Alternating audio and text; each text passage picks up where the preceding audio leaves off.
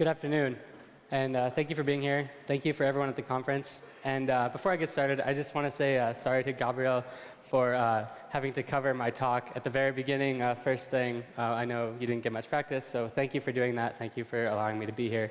It really is a privilege. So I'm going to be talking about Facebook's production engineering role in organization and how it's used to onboard and hire new grads or people out of college. But first, a little bit about me and my role at Facebook. I work on the real-time infrastructure team. Mainly, we deal with these three services. The first one being push notifications. Second one, the little green dot that tells you who's online. And also this pub subsystem that is used for just real-time experiences across all different Facebook apps, that being Facebook, Messenger, and Instagram. These are the three things we're trying to build, but as production engineers, we're not just building them, we're trying to keep the ship afloat, right? We're trying to keep these things running consistently in production.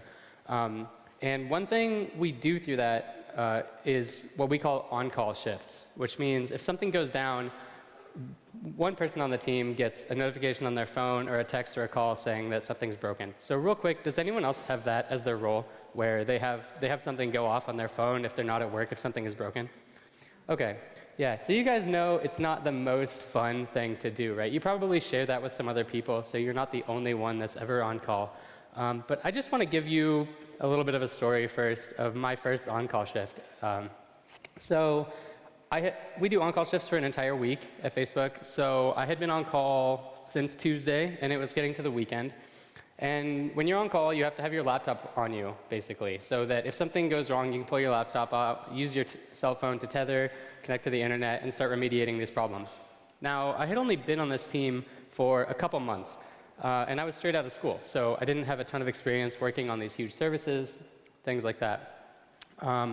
And nothing bad had happened throughout this week. From Tuesday through Friday, we were all good. So Friday night came around. I was like, OK, nothing bad's going to happen. I think I can go out with some friends. I'll just hang out. I'll have my laptop. So I go out. We're hanging out at one of my friends' houses. And we're actually on a rooftop in San Francisco, just sitting around, drinking, talking. And my phone rings, and something bad happened.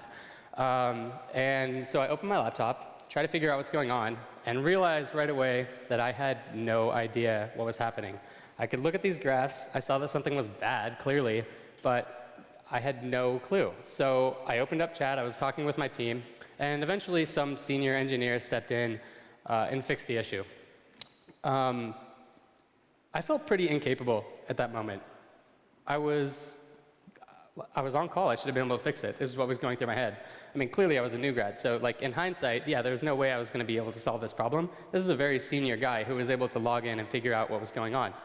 But at that point, I really had a lot of imposter syndrome, which I think a lot of new people really feel.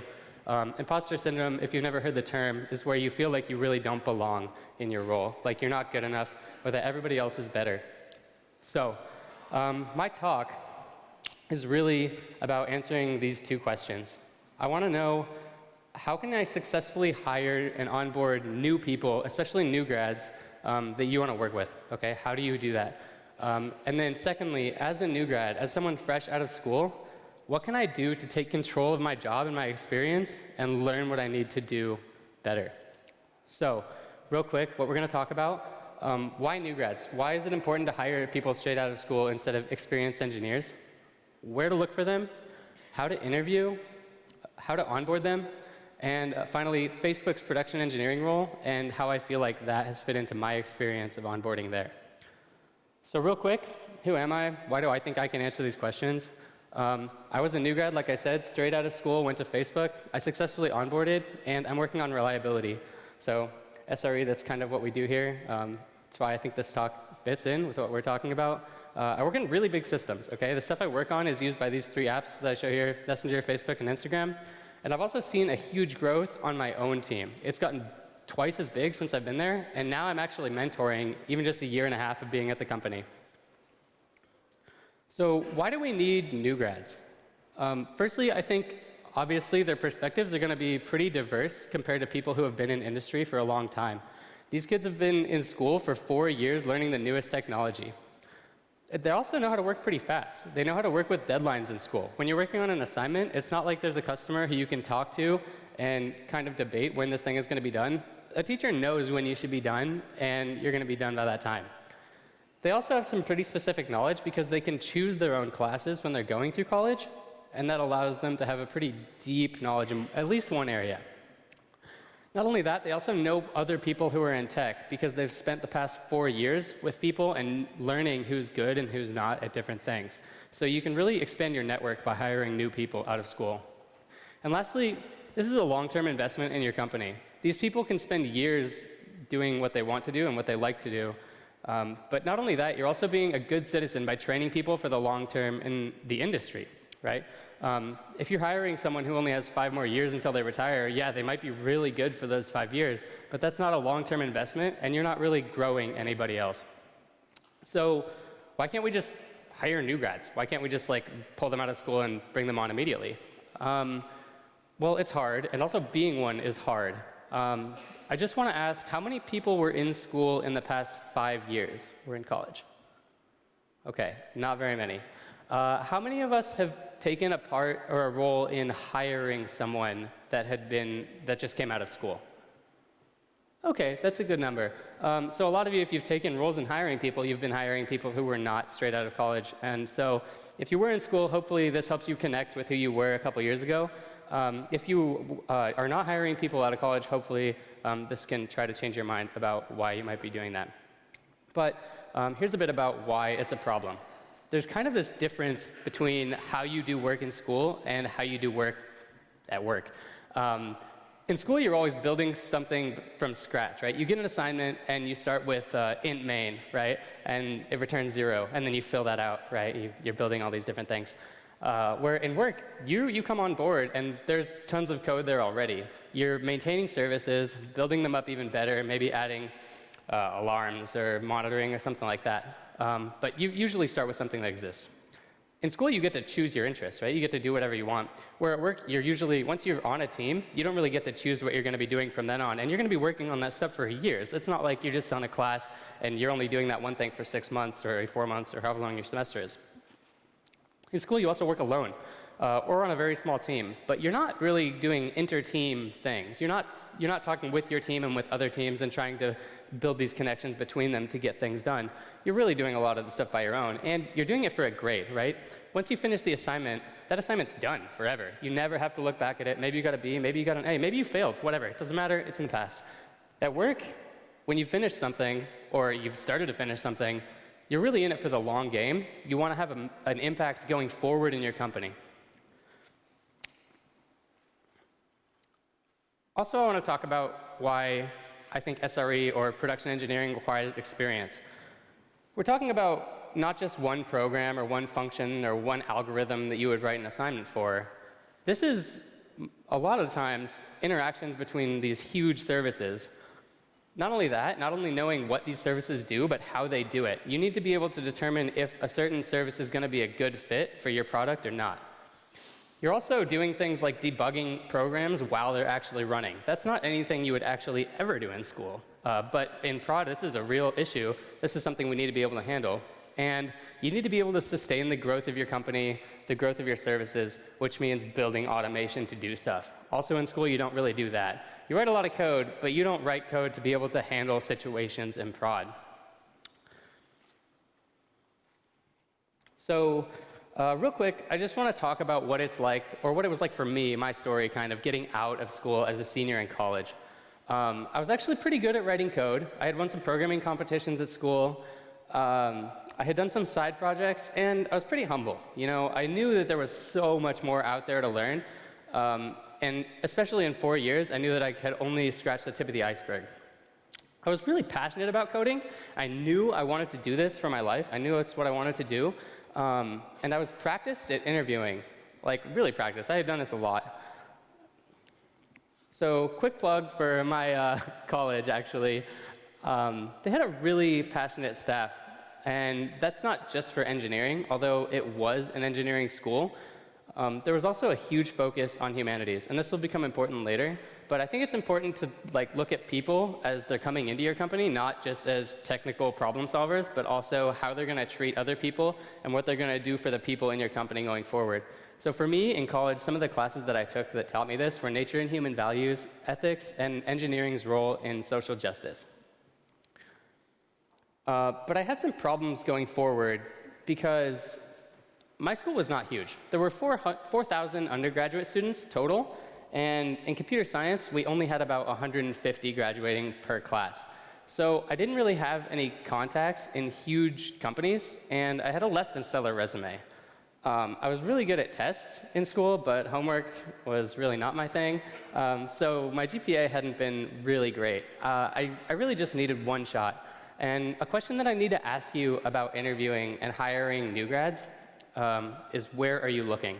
Now, I only had a few hands for hiring students in the first place, so they're probably looking at schools or conferences or something like that. But I think I have some common sense about this problem, especially because I think a lot of companies just go to these huge Ivy League schools, for example, if you're in the US, or these really well-known schools that have a lot of different engineers. I think that's a good way to find people who are technically competent, but there's so much more you need to look for in the people that you're hiring. So it's really important to think about the values of your company outside of technical competence, and then to go where those values are reflected. I think for me, I was really intrigued in the problem of diversity because in my college, which was an engineering school, there was this problem where it was like this very specific type of person that you saw, which was like 80% of the people, right?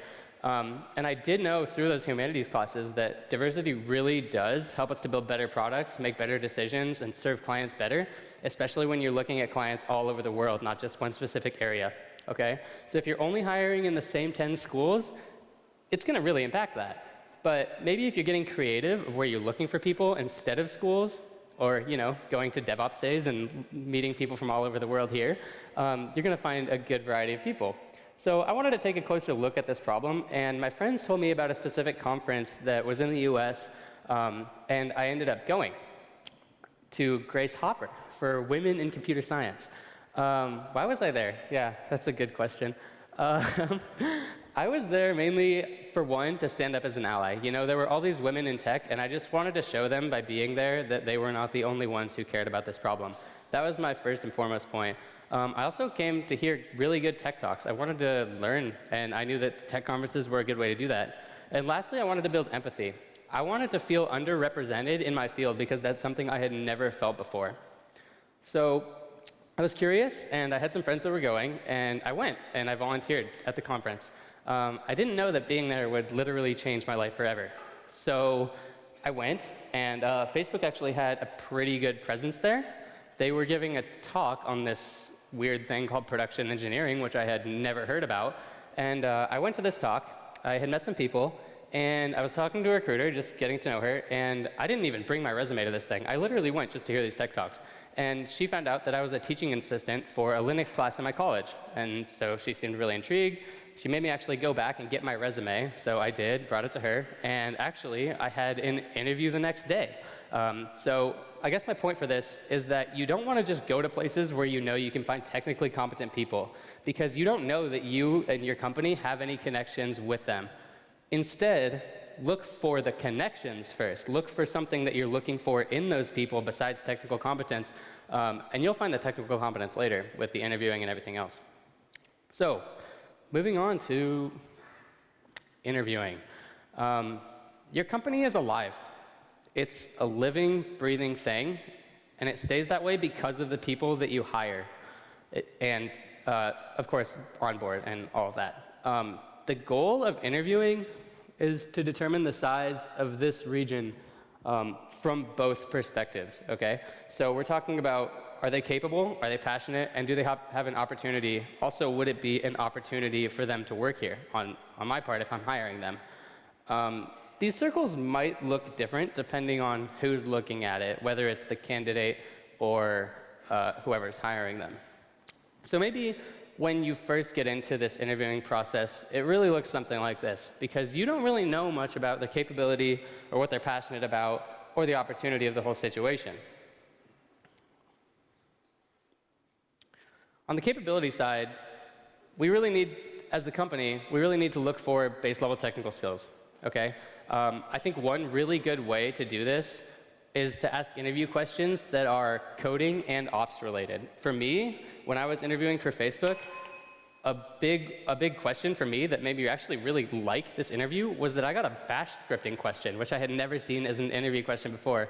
And it was just completely different out of the blue, and I answered it. It was fine, but it was just really cool to see that they would put something from their work experience into a question like that. You also want to look at their ability to learn, because you know that after 4 years, they are not going to know enough to actually do their job. I think one way you can do this is to ask questions that have stories behind them from real work experience. At Facebook, we have these things called SEVs, or site events. These are the bad things that make your phone ring when you're on call. And then we document them and write postmortems and everything like that. But you can turn those stories into interview questions. Say, OK, we have this graph that's like all the traffic leaving our site, and we see that graph drop into half. OK, what do you start doing? Where do you look? What's going on? And that's going to really, you can't really study for a question like that. Lastly, I think it's important to look for effective communication. Just make sure that they know how to talk, because at the end of the day, they're not just going to be sitting at a computer all day. They're going to be in meetings, not just with their own team, but with other teams, and developing these services further. On the candidate side, they're asking, is this place going to push me to grow? Do they have the capability? You know, I don't want to ever be the smartest person in the room at any company. Although it might make me feel good, I'm not going to grow at all. And how many other new grads are there? Am I going to be the only young person here? On the passion side, we're going to look for what makes this person tick. What are they doing outside of their classes that shows me that they love computer science? Because I don't want someone who got into this field to make a lot of money. I want someone who got into this field because they love what they do, that they can wake up every day and love showing up to work. What do they want to learn about? What have they not studied yet? And why are they here? The candidate's going to ask something more like, what are the core values of this company? Why am I even going to show up to work? What's going to make this awesome? What other projects have new grads worked on? You know, I want to know that when I get there, even if you guys are working on cool stuff, that you're not giving all that cool stuff to your senior people. You know, I want to know that these new people are actually working on the fun things. And lastly, on the opportunity side, the company should be asking, would it be a pleasure to work for this person? Or maybe for this person, right? Like after you hire them 3 years, 4 years down the line, they might be a manager, and you're going to be hiring other people to work under them. Is this really someone that I want to be in that position? And then from the candidate side, they're probably going to be asking something like, what's the net benefit of me joining? Is there opportunity there for me? Where do I see myself in 5 years? And what's that career path even look like? So just a quick note. I think internships are probably the best interview process ever invented. And for Facebook, an internship looks like a 3 or 4 month job where they come in and complete a project start to finish. And there's some really big reasons why I think this is the case. Firstly, you get many sources of feedback. So you're not just using 1 or 2 or 3 people to look at this person for an hour and see if they can code. You're seeing this person come in, day out, see if they can stay on the project, etc. Not only that, they're exposed to these projects for a really long time. And if they're hired, you don't really need to train them all that much. They're already going to be familiar with your tools and your practices, and they're going to be able to lead their peers in that way too. So if I have a friend and I'm a new grad being hired, right, and I wasn't an intern, but my friend was an intern, he can show me all of these things too. And not only that, lastly, they have connections in school. Even if those connections weren't interns, they can bring those people into the company. Okay, so like my main point for this section on interviewing is that the bigger the intersection of those 3 circles from both sides, not just from your company's side, right? You need to make the perspective of the candidate see that as well. The better the interview is going to be. Does your process seek to do that? That's the question. So after interviewing, the story is not over. A lot of new grads don't realize that the work they do in school doesn't even begin to cover what their work is going to look like afterward. We need to stay humble and alert as new grads and soak in as much as humanly possible. So what can the company do to make that happen? Facebook has a thing called boot camp, okay? It's 4 to 6 weeks long, and it's a program for all new engineers. It's not just new grads. They put us all together in these squads And it's kind of like school, in that you're forced into a situation with your peers. You're forced to make friends, basically. And you're going to make these connections, not just with new people, but also with other engineers in the company. You work on tasks from other teams. You go around and, because at Facebook, you're not hired directly onto a team most of the time. We hire engineers into these general pipelines, and then through bootcamp, through this 4 to 6 week process, we determine more about your passions and interests to finally bring you onto the team that we think is going to make you do the best and have the most impact. So that's really what that looks like. And I think it's a really good way to kind of extend the interview process once you've determined that they're going to be good enough to work at the company to really find out where they're going to work best. Once they get on a team, a lot of new grads realize that they just went from probably being one of the best coders in their entire class to being one of the dumbest people in the entire company, right? So they're going from being these huge fish in a pond to probably the smallest fish in the entire ocean. And we have to be humble when we get to that stage. We have to be okay with not knowing everything. And I think some of the best ways to teach new grads everything they have to learn is through these 4 points here. First, teach them your systems and your code. Let them explore your code. You know, you don't have to sit there and go through every single thing with them.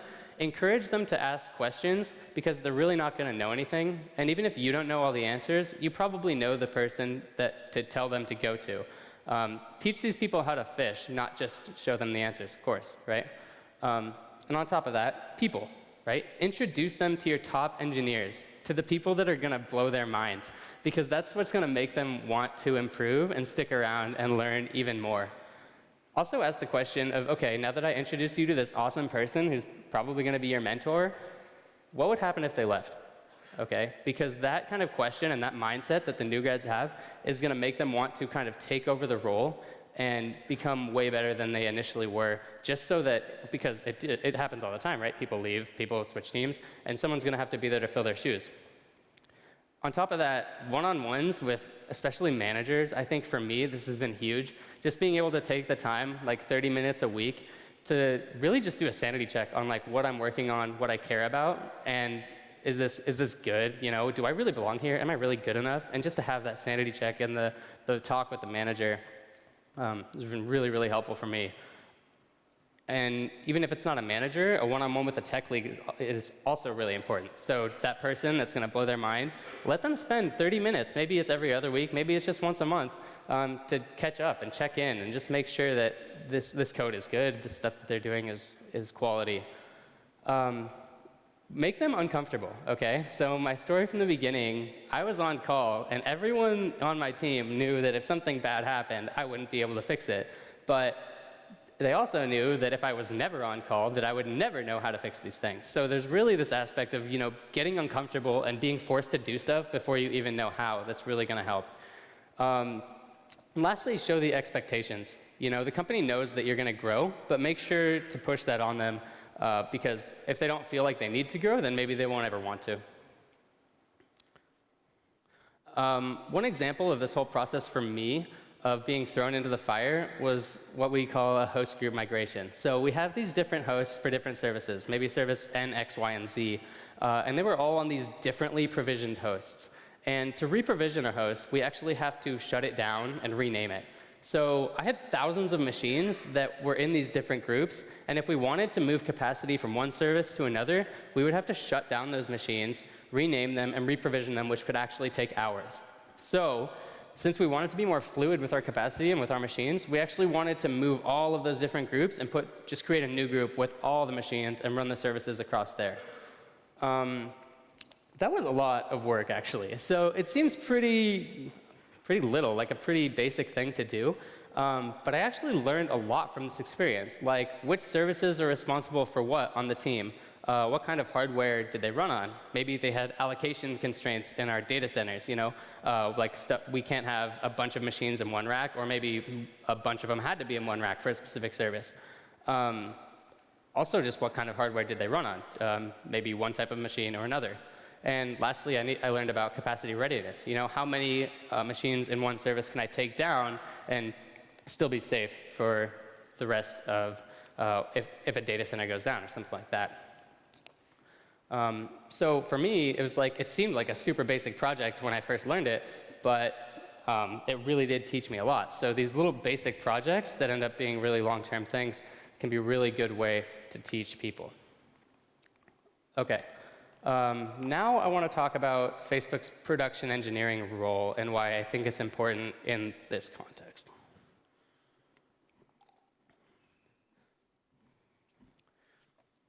I think production engineering really tries to solve this problem here, where really our goal is just to keep the site up. What we're passionate about is connecting the world, and we have the opportunity to work on these massive systems. So the role itself, it's been defined before as half site reliability, half software engineering. What it really is, in a lot of cases, I mean, sometimes there are specific PE teams, but a lot of it is a PE team that is embedded on a SWE team. So we're focused on perf, reliability, and scalability. We also have the breadth and depth that we talked about before, not only knowing the different services and what they do, but also being able to really dig into the bottom and know how it gets done. And we share our on-call rotations and a lot of the production responsibility with these SWE teams. We share this on-call rotation. So it's not just PEs that are on call, the SWEs are too. And we have to constantly ask the question of what's going to make this on-call shift better, because that's better for everyone on the team, not just the PEs. It's not just someone throwing the code over the wall and us keeping it running in production. It's us teaching these people how to fish and keep their stuff up. Not only is it just that role, there's also this huge organization of production engineers. That means groups to share production-related news and questions, and how to maintain the culture of production engineering across the board. That comes in the form of technical talks. We have these summits twice a year where it's kind of like this, but it's just Facebook PEs and what they're doing to make the organization better. And socially as well. We have happy hours that are specific just to production engineers, and Q&As with the heads of the organization, and we also have these fun LAN parties, which is just us getting in a room and playing video games, just keeping those friendships together. And lastly, I think there's the individual person. There's the role, there's the organization, but what does the person do? For me, I think mainly my main impact has been to be able to bring ideas and people together to realize my own potential and make a lasting impact. So I'm going to show you a mock-up of a tool that I built, actually, that kind of shows the situation that I had my first on-call shift. Excuse me.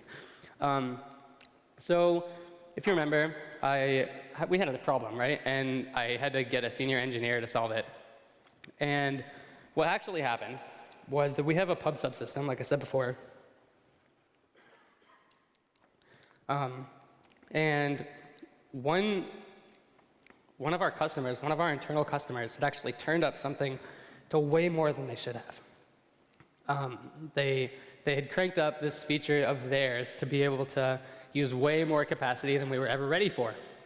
And the senior engineer on my team actually logged into a box, read the logs to figure out what was happening, and actually manually changed a config, got a patch or a diff approved, like a pull request, and then he landed this change to throttle them. So this is kind of what the graph would have looked like. We have these different use cases. Some are going up and down, and then we had this huge one that went up for a while. Oh, stuff was crazy, and then he landed this config change. It was flat, and eventually died off. So for me, later, when we were doing a postmortem for this, I kind of asked myself, why was that the way that problem got solved? Why did we have to physically log into boxes to figure out the issue? Why don't we have the visibility into our systems to solve this?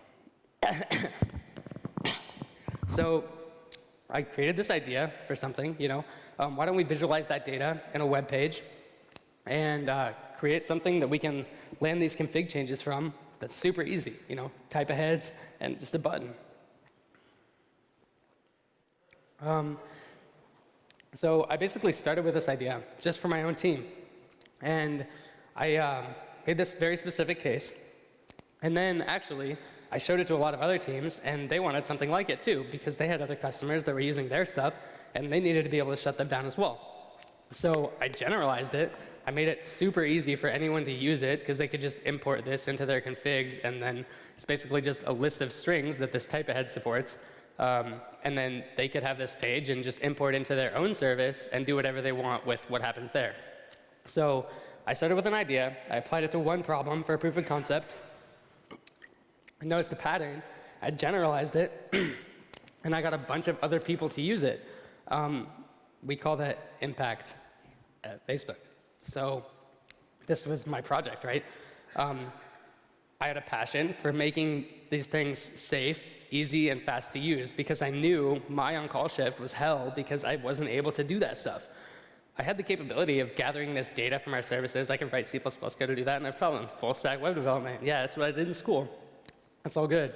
And I had the opportunity to build this new tool that would make an impact for my team. So I guess for key points, what I have to say is, for companies, start by finding the common ground between you and whoever you're interviewing or looking at.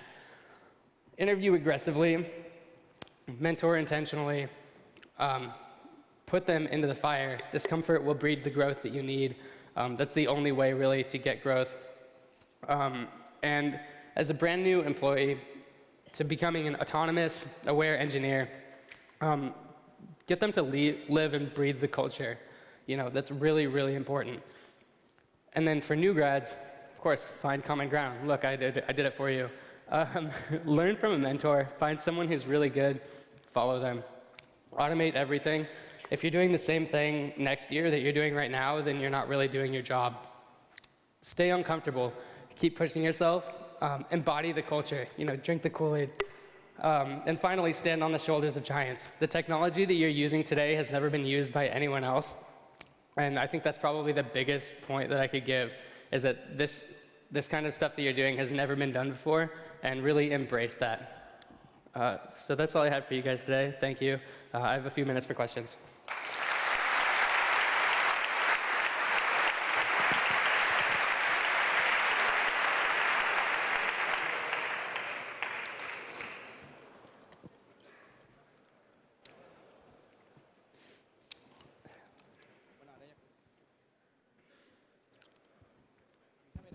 Amazing talk. Thanks for the talk.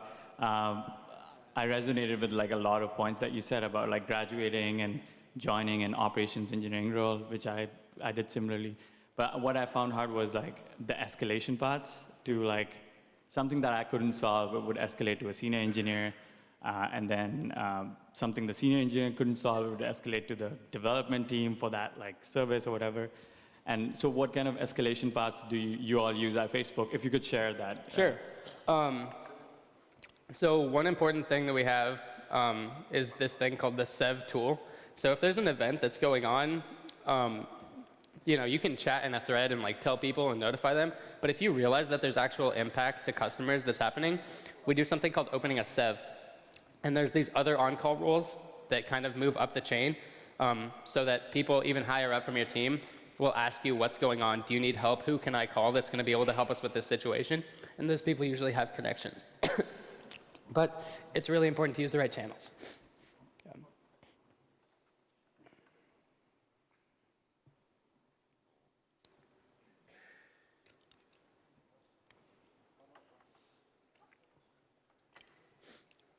Okay. No more questions? No more questions? No one else? Oh yeah, there's someone there, I think.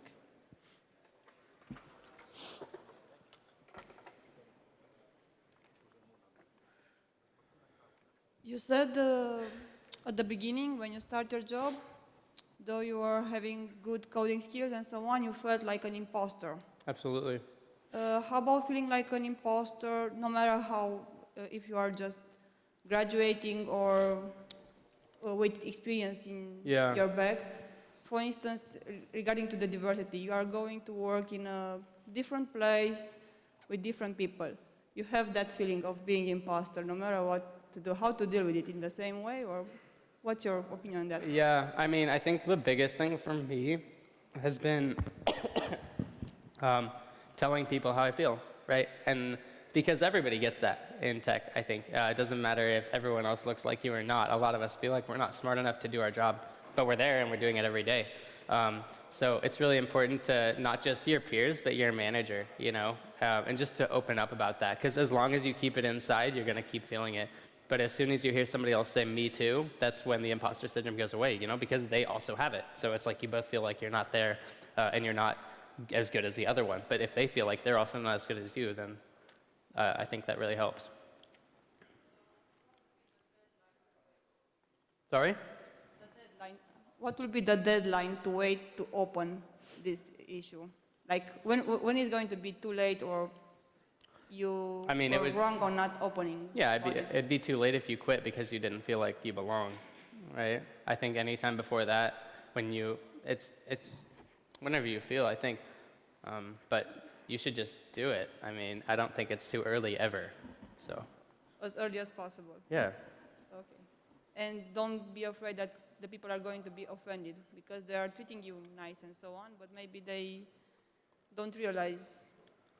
Yeah, I mean, I think if you share imposter syndrome in general, people are going to empathize. You know, empathy is huge, especially in tech. But also, like, maybe finding someone who is kind of in your similar situation, and that can be really hard.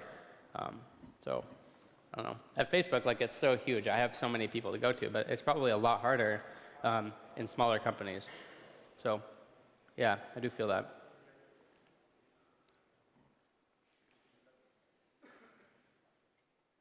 Yeah, there's someone there. Yeah.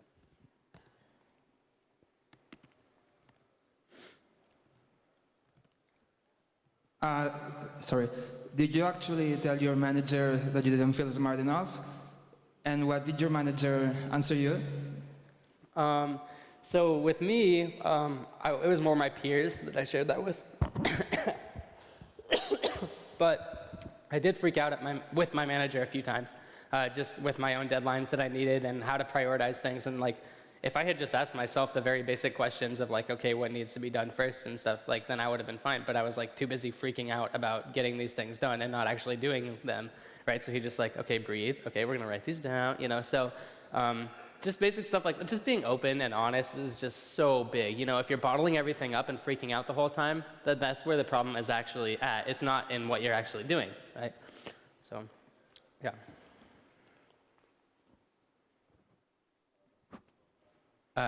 First thing, you did very well without voice. Second thing, when I was a junior, I always debated myself if I wanted to learn more stuff and go into different teams and then try to do different things or really specialize a lot into one thing, trying to fit in one team and believe that I'm part of the team, and this is not really compatible. What do you feel those days? Are you debating the same thing? Yeah, I've definitely felt that before too. I don't know if I have like a perfect answer for if you should go broad or deep. I think both is probably necessary. So going broad but very shallow, and then going really deep in one thing. You can't just go deep in one thing because then you can't connect it anywhere. But if all you're doing is making connections, then you're really not making impact on one specific product. So both, yeah. I know it's not what you wanted to hear. Just one clarification, one addition to that is in a good organization, there's room for both. So you don't necessarily need to do both things. There's different archetypes of behaviors in engineers, and you need engineers that are able to do either one very well or the other very well. So if you try to strive for both, you'll probably be lousy at best at both. I mean, there's exceptions, but in general, that's the rule. But if you try to, there's people that's very good at jumping on top of a thing and then kind of getting moving, get people to focus on it, and then go to the next. And they're terrible at following up. So yeah, you can do either, but you don't have to necessarily do both. Thanks.